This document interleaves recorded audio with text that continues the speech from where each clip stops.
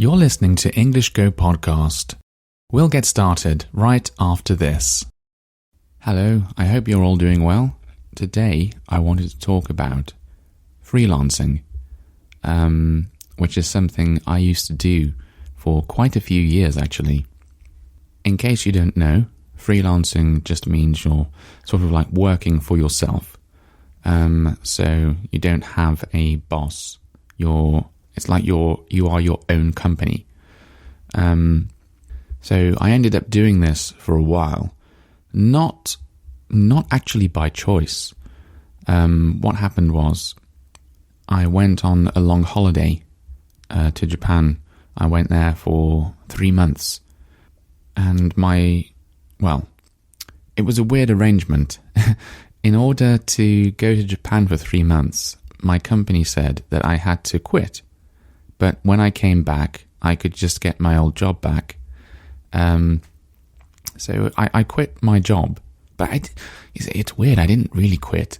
I sort of officially I quit. But then when I was in Japan, I carried on working remotely for this company. And then when I came back, they said, sorry, your job's not available anymore because we don't have enough money to pay you. Which was a bit of a shock. And I thought, I quite like the idea of doing freelancing. So maybe now's a good time to try it because I didn't have a job then. So I ended up doing it for, I think it was quite a while in the end. I think I did it for 5 years, maybe 7 years. Too long, I think. And during this period, during this time, I wasn't getting a lot of money, to be honest. I don't think I was even getting half of the money I get now. I just found it very hard to make money as a freelance software developer. I'm sure there's ways of doing it, but I wasn't charging enough money. But it was also really hard charging enough money because so many people were charging all kinds of different prices and doing work to all different levels of like different standards, like different quality. So some were charging, I don't know, half of my price and doing a really bad job. And maybe some people were charging twice as much as me and doing a really good job. But when you're looking for someone to do your job, you usually pick the cheapest option, don't you? So I was trying to put my prices somewhere in the middle of like the really cheapest and the most expensive. But that just meant that I couldn't really earn as much money as I was supposed to earn, which was a shame because I really did like freelancing.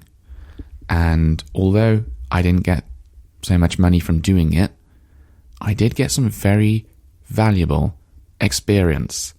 And there's no way that I would have got this experience if I was just working full-time all the time. So, when you become a freelancer, and when you've actually finally found some work to do, because sometimes it can take a long time to find your first like piece of work, and you start that piece of work, at some point you realize, hang on, I don't have a boss now. So I don't have to work now. I can just go out for a walk. I can go out. I can go shopping. I can go to a coffee shop. I can go to the cinema. I don't have to work at this at this point in time.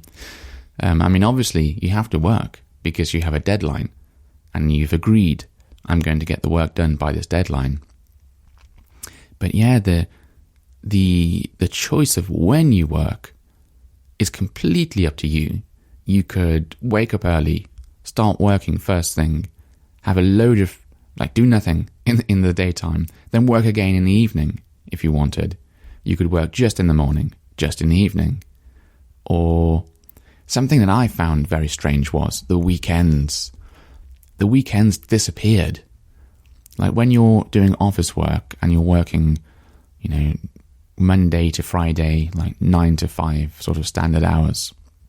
The weekends are these completely different things to the normal weekdays. But when you're freelancing, they completely disappear, because you can take time off whenever you want. Let's say you want to go shopping. Why do it on the weekend? The weekend is busy. Loads of people are away from work or off work on the weekend. So you do it in the weekdays instead. And then why don't you work on the weekends? The weekends feel just the same as the weekdays. In fact, maybe it's better to work on the weekends instead, because, like I say, lots of people are off. So you can work on the weekends, and then when you do have to go out or something, maybe you have to go grocery shopping or something, it's not as busy. So yeah, it's just like, it's really weird. You sort of end up having your weekend when you want it or when you need it. And that's the really interesting thing. When you're working for yourself, well, hang on. When you're working, I think you get these periods where you feel tired, because that's sort of just the way your body works, isn't it?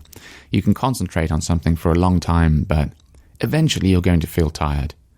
And at that point, you need a break. And if you don't have a break, you're going to keep feeling tired. And I think the quality of the work you're doing is going to get worse. But when you're in an office, you can't have a break. Well, I don't know, maybe you can in some offices. But usually people don't. So you're sitting in an office and you're starting to feel tired, and then you just keep working, but your work is pretty slow and it's not very good. And then maybe after a while the feeling passes and you feel more awake again, and you carry on, doing your work like normal. When you're freelancing, when you don't have to show people that you're working all the time, and you feel tired, you can just go to sleep. You can go to sleep for an hour if you need it. Well, that's probably too long, but you can go outside, you can have a walk, you can clear your mind, you can come back. I used to go outside and skateboard for like 10 or 20 minutes or something, and then come back, and I would just feel refreshed instantly, and just ready to work again. Or maybe I was stuck on a hard problem and my brain was sort of really fed up of trying to fix it. So then I'd go outside and do something and come back, and it'd be great. I'd usually solve it pretty quickly after that. So these are really important things, I think. When you're working, I think it is really important to give yourself a break. And that's one thing that I learned when I was freelancing, that I would never learn if I was just stuck in a company, in an office, doing a standard 5-day week. So I'm really grateful I've got that experience, and I suppose I've learned more about myself and how I work best. And it's probably the same for everyone. We probably all work better this way, having a rest when our body tells us to. But at work, we can't listen to that. And it really is a shame. It really is. Because I do think if people were able to have more freedom over their own time, that they'd be able to produce better work and maybe not be so tired because of it. I mean, even now I work from home, but I don't work like I used to when I was freelancing. I don't go out for walks when I'm stuck. I carry on like I'm working in an office. So, the company starts, the job starts at 9, it ends at 5:30. And during those hours, even though no one can see me, I'm just sitting in front of a computer all the time. Because, that's what I'm supposed to do, I guess. I don't have the freedom to go out for a walk. I suppose I could, but I feel like I really shouldn't, even though I know it would make me better at working. It would give me more energy to do my job better. I don't. Because imagine if I went out for a walk and then I got a call from someone and they could hear the birds singing in the background and they said, are you going out for a walk? I just say, yeah, I'm just refreshing my brain. It's so I can work better. It's really hard for people to believe that you're not just, just skiving off work. You're not just taking time off work when you want and, not doing enough work or something like that. So yeah, I don't do it. I just work like I would in an office, but at home, which is a shame because I do think that being able to set your own hours, being able to work when you want is really good. And I do miss that part about freelancing, to be honest. That was a good bit. I felt a lot more well rested. I felt a lot more energetic when I was doing that. Because there are times when my job really tires me out, to be honest. Or like you get to Friday and you just feel, wow, I can't wait for the weekend. I need the weekend because I feel so tired. So yeah, that's pretty much it. That's what I wanted to talk to you about with freelancing. And even if you don't get the opportunity to freelance someday, which I don't think everyone should, because it's not all great, maybe when you're working, you can start to recognize those sort of slow moments when you're sort of running out of energy a bit, and maybe, I don't know, maybe go and make some tea or something and try and have a little break and then come back and start working again, or sort of just think, oh, it's okay, I can slow down because I need to slow down.